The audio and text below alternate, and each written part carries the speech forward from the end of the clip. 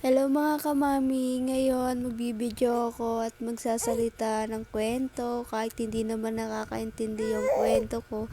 Ngayon kasama ko yung baby ko dito, katabi ko, gulo niya, naguguluhan siya kung bakit ako salita ng salita dito. Kanina pa yata ako nagsasalita dito.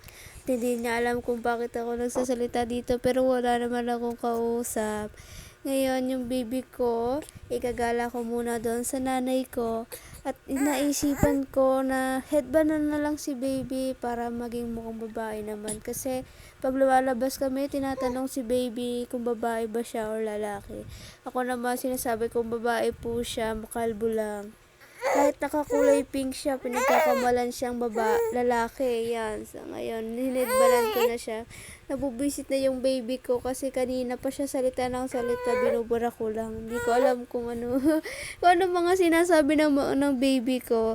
Yan, bago kami umalis, binidyohan ko muna kung anong ginawa ng baby ko. At yon, thank you sa panonood. Bye-bye!